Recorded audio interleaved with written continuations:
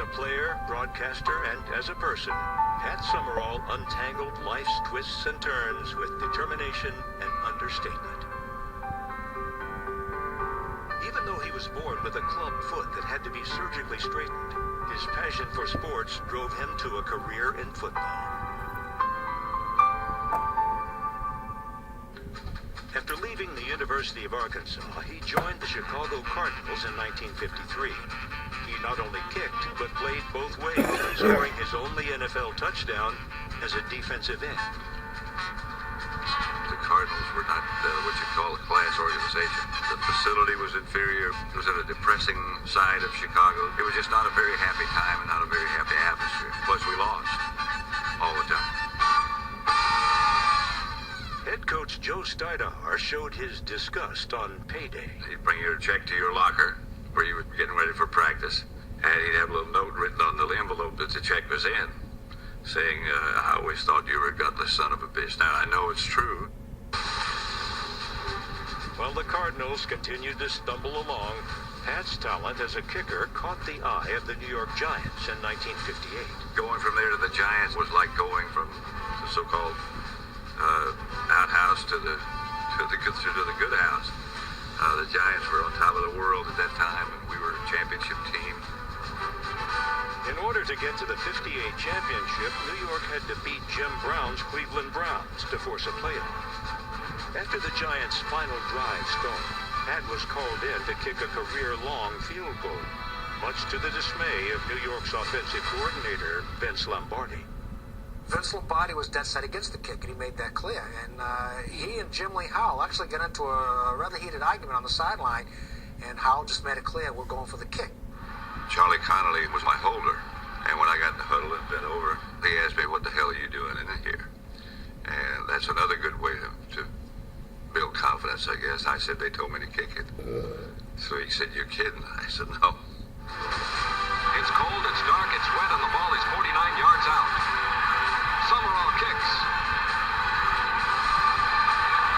It's gone. The season's longest field goal. The Giants fumble Summerall. The crowd is wild with excitement. Lombardi grabbed me and hugged me, and I thought he was going to say congratulations or something, although that wouldn't fit his style. And he said, you know, you son of a bitch, you can't kick it that far. Well, the Giants went on to lose to the Colts in what's called the greatest game ever played. The national media attention opened up a post-football career for Pat. Beginning with local radio, Pat eventually earned a spot on CBS TV's #1 announcing team. His partner was Tom Brookshire. They were as close to two football fans watching football as we've ever come. It's a cold and windy day at Shea Stadium in New York. Pat is always a great storyteller, and Brookie was the ultimate fun guy. The Jets have won the toss and elected not to play. And that brought fun to television. The announcers became such a big part of the story that you were watching because you wanted to be part of what people were talking about. They called us the Sunshine Boys, and, we rode pretty high when we were together. I remember a couple of times the guys at the network saying, hey, maybe you guys are having too good a time. Maybe you're enjoying life too much. While CBS did break up the team, Brookshire later organized an intervention that helped Pat win his battle with alcoholism. I never had a brother. I was raised by an aunt and uncle. I was almost sent to an orphanage, so I don't know really what brother-brother relationships are like. If I ever had a brother, I'd like him to be like this. What about For the rest of his career, Pat worked with John Madden in a partnership that spanned over 2 decades and 2 networks. They were one of the most successful broadcasting duos in NFL history. all the way back to the 11th? We've been here since Monday, and I felt like running down and playing. I have goosebumps all over. I'm glad we didn't. Pat is such a professional, and Pat is everything.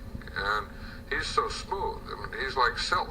I rant and rave and go off on tangents, and then Pat, in a word or two, can get you, boom, right back, and there you go. He did cut him. His elegance, intelligence, and experience, common sense, and friendship, it's all those things. It's not just that. I mean, he's the perfect guy, and if anyone can't get along with Pat Summerall, he can't get along with anyone.